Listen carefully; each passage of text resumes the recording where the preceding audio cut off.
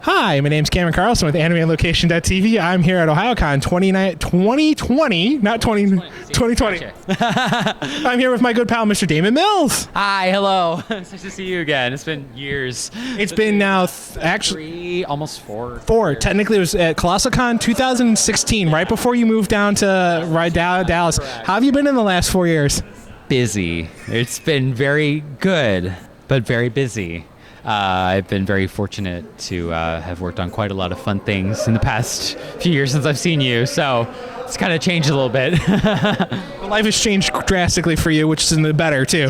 So a wonderful show that many fans have fallen in love, that I fell in love with after talking to Aaron last year, was Nambika. I love Nambika. So how much fun was it to lead that rowdy crew of boys? And on top of that, Alejandro's here this year. Aaron's back. So what was it like to work with all those wonderful boys? Insane. Just complete sparkly insanity.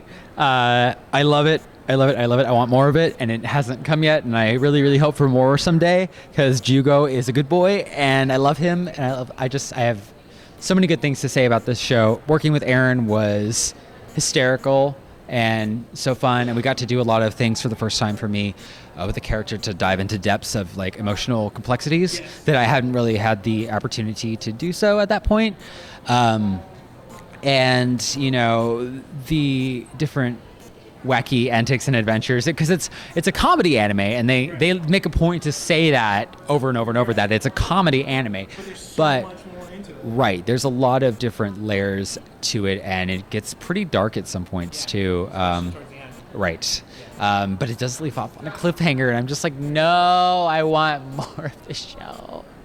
So yeah, and it was really fun. I cannot tell you how many times I just broke down laughing in that booth with Aaron. He's a very funny fellow. Well, ask him about cars. So again, we talked about that you made that really big move in your personal life to move down to Dallas. How was that for you? How did that help you with your voice acting, and then on top of that, your personality start to shine more, that more independence? Yeah, so I was working in New York a little bit the last time we talked, and that was because I lived in Ohio for a couple of years, and that's kind of where I was able to go for close voice work, besides working from home and doing indie projects and things like that. And then I made the decision to go to Dallas because there's a lot of not only just anime, but there's a lot of voice work there as well, with video games and commercial work, and so I decided to go there, and within the first couple of weeks I got an audition for One Piece Film Gold, and I auditioned for that with Joel McDonald, and I booked it. And that was it just kind of spiraled from there. Yeah, so coming in on a movie, I think maybe helped. I don't know. But Joel is an amazing director. I love working with him. And yeah, it was just really kind of crazy. And I came in also when simuldub started to really pick up. Yes, so it was just a really good opportunity, I think, when I went there. So it just kind of, got better from there. No, I'm not going to lie. We've already interviewed Joel, so he was a lot of fun. So a really cool project you got to work on that I liked when you were first getting your foot in the door was that you were working on RWBY since the last time we talked. And it's an AT&T Rooster Teeth show. What was it like working on that, being Headmaster Lionheart? Well, it was my first prelay show. So prelay meaning when they animate to your vocal performance rather than dubbing to existing animation like you do with anime. So there's a lot more creative freedom involved with that. And working with the guys at Rooster Teeth was, awesome. We got to play a lot with him. And it just was like, he starts off as a coward and kind of ends it as a coward as well. So he didn't last long, but he was really fun to do. And there was just a lot of interesting things. Like there's reasons for him being a coward. It's not just like completely out of selfishness, but yeah, I don't want to, like, whoever's not seen it, I don't want to spoil anything. I don't know. It's been a couple of years, but still. Volume 4, yeah. But yeah, it's just really fun. I love working with Rooster Teeth because I've also done Camp with them and Nomad of Nowhere. I did one death battle, yes. I did one death battle. Yeah, so it's really fun. Alrighty, so hopefully we can see more of Daman in Rooster Teeth projects. So since we last talked, you also made the leap to working on Dragon Ball Z and working in that wonderful franchise, working in the video games, being Frieza from time to time, and you also are in Super, playing various roles in Super. So what's it like that now, like as a child, you're like, I actually work in a show I watched as a kid? What's it like? Surreal. It's very surreal because I grew up watching Dragon Ball Z, like most other people, and I loved all of it. I just have been into it for years, and it's bittersweet in a way because unfortunately it happened on unfortunate circumstances with Chris Ayres being very ill. Getting better now. He had his lung transplant. Yes, he is. Yes. I was just texting him the other day, and it's just like, he's like, I'm out of the hospital. I'm like, yay, Chris. But even still, as much as, it's bittersweet, it is very enjoyable. I love playing Frieza. Frieza is just, he's iconic, and he's also just a blast because, the dialogue that he has is just so flowery and wonderful.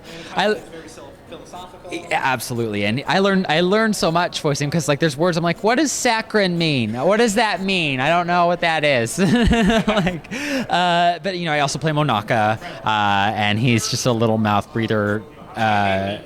Yeah, nipples. And I played some other characters in the Tournament of Power, just a couple robot creatures, Nari Rama and Bororeta. And I was also in Dragon Ball Super Broly as Moroko. He's like this Russian scientist who's like, oh, Broly, oh, no, yeah. And I'm like, yeah. But Frieza, I definitely have spent the most time on Frieza in the past 3 years. With Dragon Ball Fighters and Super, I did a lot of that as well, working with the directors at Okratron. They're wonderful, wonderful people. Raleigh Pickens he's such a wonderful director. I love him. Stephen Hoff, and he's directs a lot of the video games work, and he's just a blast. They all are. All the Okratron guys are directors. Yes. So they do both, which is kind of crazy because they direct at the same time while doing the audio engineering. And I'm just like, you are a master and a wizard. Audio engineers are wizards, and they perform miracles with audio. So you have them to thank for a lot of stuff, not just like the Okratron guys, but in general, audio engineers are just incredible people, and always be nice to them because they are the ones who make you sound good, and they're also just awesome. So. Well, I think you sound good just to begin with. So we talked about the One Piece Gold, yes, and how that was been in a movie. Then on top of that, you got to jump into the next movie, which was awesome. With you had some pretty big name Hollywood people come out for that movie. So what's it like that you are? Yeah. So Jamie Lee Curtis, she's a One Piece fan, which is kind of crazy. Yeah. I know. I think Brina and her are friends, which is nuts. Yes. But yeah, Douglas Bullitt is very unlike Tanaka. Tanaka is very high in my range, and then Douglas Bullitt's way down here, this deep voice. And funny fact, I got laryngitis in the middle of recording that movie. It was very difficult. Yeah, to perform that. Oh yeah, because he's completely screaming the entire movie. He's just like, I'm down here. And I was just like, oh. I mean, I still had my voice, but it was just painful. But we got through it. Mike is amazing, and he took care of me, and we got through it, and I'm just very thankful for them working around me and making sure we got it done in time. Especially when you're the main character. It was me and Luffy had the highest line counts in the movie, and it was kind of nuts. The amount of screaming that Colleen and I did is, I cannot. It's like the kind of like high intensity screaming where you almost throw up, just like almost, but not quite. You get like that feeling, and then you're like, oh, okay, I think I'm okay. I think I've only had that twice. I think it's like that, and with Frieza, I've had that happen. I'm just like, whoa. Alrighty, so sorry. So to wrap things up, what can we currently see that's out there available for fans that you want them to check out?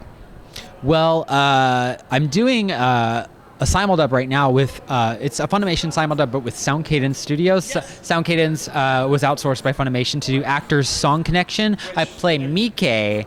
And he's a little gremlin boy, and Amberly Connors is the director. She's also from Ohio, and she's doing so wonderful herself too, and her studio is thriving.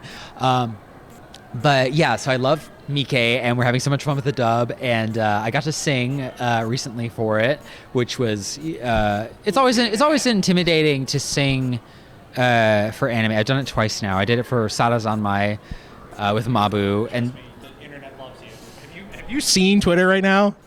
No. Dude, they love you for singing. Oh, stop. But it was really, really fun to do that. Dawn Bennett, she's a fabulous music director, and she got me through that. And the mixing, just helped. It was just fun. What else is going on? There's that. Kono Oto Tomare, Sounds of Life. It's a season 2. I'm playing Chika Kudo right now, and I've also been the assistant ADR director on that. And it's been so much fun. I was directing episode 25, or part of it, this past week, and I started crying watching the episode before I came in, like to kind of research it, and I was just like, oh, it's so emotional. They've been through so much. I just love it. And there's that. There's some stuff coming out pretty soon, but I don't think it's not out yet. It'll be out within certain time frames from now. So yeah. Look forward to that vague thing. Yeah. Now, where can we keep up with you online? And what message would you love to give to the fans that have been able to give you so much support the last 4 or 5 years? You guys are awesome, and I love you guys, and you're amazing, and I'm really awkward, so I don't know what else to say. But escape room. No, I just read the escape room and I just incorporated it into my dialogue. Cold reading. Twitter at Damon Mills, Instagram at Damon Mills, Facebook Damon Mills voice actor. Meet me at cons and we'll have fun and it'll be great. And thank you for having me. And I'm just gonna dab and walk away slowly. Thank you, Damon. Thank you so much. Bye. Thanks, guys. Appreciate it.